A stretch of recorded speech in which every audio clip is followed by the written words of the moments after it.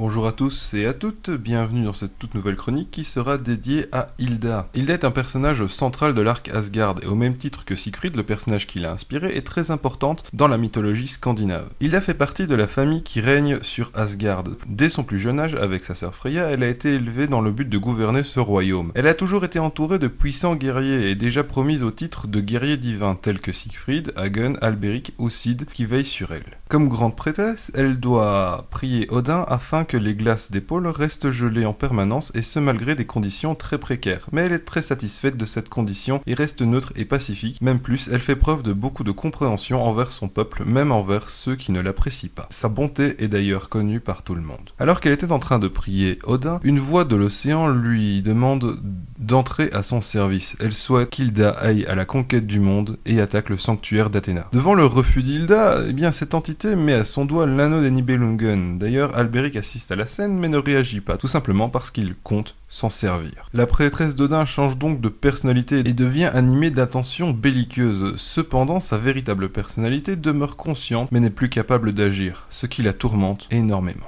Hilda réveille les Godrops qui sommeillent dans les terres d'Asgard. Quand elle expose son plan de conquête du monde aux gens, Freya s'y oppose. Hilda la fait enfermer par Thor. Par la suite, elle envoie Cid en mission pour s'emparer de la tête d'Athéna. En niveau référence, Brynhilde. Voilà, elle est inspirée de Brynhilde des contes de Siegfried. Brynhilde est une jeune Valkyrie, fille de Budli, lorsqu'elle prête serment au roi vaillant Agnar. Lorsqu'une bataille oppose les rois Agnar et Hjálmgunnar, oui je pense de l'avoir bien prononcé, je ne suis pas exactement sûr, le dieu Odin promet la victoire à Hjálmgunnar. Toutefois, Brynhilde désobéit et tue Hjálmgunnar. Pour la punir, Odin la maudit d'un sommeil magique, il l'enferme dans un mur de flammes, magique aussi, que seul un homme qui ne connaît pas la peur pourra la sortir de ce sommeil, et par ailleurs lui apporter l'or de Fafnir qui lui permettra de traverser. Siegfried buva le sang du dragon et comprit soudainement le langage des oiseaux qui, évidemment, conseillèrent à Siegfried d'aller sauver la Valkyrie Brynhilde. Il se rend donc au lieu où repose celle-ci, traverse les flammes sans grande difficulté et réveille Brynhilde. La Valkyrie lui enseigne la sagesse, ses secrets et des conseils et ils se quittèrent en se faisant un serment de mariage. D'abord promise à Siegfried, elle est finalement contrainte d'épouser le roi Gunther. Brynhilde a dit qu'elle n'accepterait d'épouser que celui qui traverserait un feu ardent qui entoure sa demeure. Gunther échange donc sa forme avec celle de Siegfried,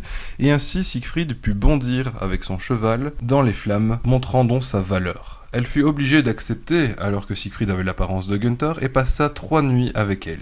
De ces 3 nuits, elle eut Aslo. Elle avait donc prévu un stratagème, sachant très bien que seul Siegfried pouvait y arriver, mais ce dernier, ayant bu un filtre d'oubli contre sa volonté, ne se souvenait pas d'elle ni de son serment. Se sentant trahie par Siegfried, elle ordonne l'assassinat de ce dernier par Hagen, et dans la version nordique, elle se suicide, pleine de remords, sur le bûcher funéraire du héros, qu'elle rejoint ensuite dans l'au-delà. Voilà pour la petite histoire. Alors des similitudes, il y en a beaucoup. La première et la plus importante est la place de l'anneau dans sa vie. En effet, même si son ancêtre ne le possédait pas, elle en a beaucoup souffert, car c'est à cause de cet anneau que tout a basculé, car indirectement, il l'a manipulé, en changeant son destin, qui était de vivre avec Siegfried, et de faire en sorte que celui empêche le Ragnarok. Là, l'anneau la manipule et fait s'effondrer tout ce en quoi elle croit. Sa relation avec Siegfried est aussi d'ailleurs un des points communs qu'elle a avec son ancêtre. Hilda vit donc une tragédie semblable à celle de Brynhilde. Elle cause la mort de Siegfried, puis finit par être tourmentée par ce qu'elle a commis. Ses vêtements font aussi penser à ceux des Valkyries, sans doute à cause de son casque à ailets. D'ailleurs, Hilda envoya Cid tuer Athéna et Hagen tuer Yoga et Freya, tout comme Brynhilde envoya Hagen tuer Siegfried, car il l'avait trahi. En effet, pour Freya, c'est aussi une trahison que ressent Hilda. Voilà pour Hilda, ce fut une chronique plutôt difficile car elle m'a demandé beaucoup de recherches, un peu partout d'ailleurs, c'était un petit peu compliqué. Mais bon, j'assume totalement ma fonction. Je vous demande encore une chose, et cette fois-ci c'est pas vraiment un vote, c'est un peu plus compliqué, je vous demande de me donner 2 thèmes dans les commentaires. Et le mercredi ou le jeudi suivant, je ferai une chronique sur un des thèmes en question. Je choisirai un seul thème parmi ceux proposés. Je vous demande de jouer le jeu de la créativité en essayant de rester dans l'arc Asgard, mais aussi surtout de trouver quelque chose de différent que l'on peut voir la plupart du temps. Alors évidemment, je vous demande un thème et non un personnage, donc vous pourriez me demander de parler du Ragnarok ou bien de parler d'Asgard en lui-même, donc je parle de la cité d'Asgard, pas forcément de l'arc Asgard en lui-même. Essayez de ne pas tous proposer les mêmes idées, surtout, c'est vraiment ça qui m'importe, c'est que vous me proposiez différentes idées. C'est pas que je suis en manque d'inspiration, car en effet, j'ai prévu des sujets, jusque, au moins 2 ans. Voilà, moi je vous laisse donc cogiter un petit peu à ce que vous pourriez me proposer, et je vous dis à très vite pour une prochaine chronique. Ciao.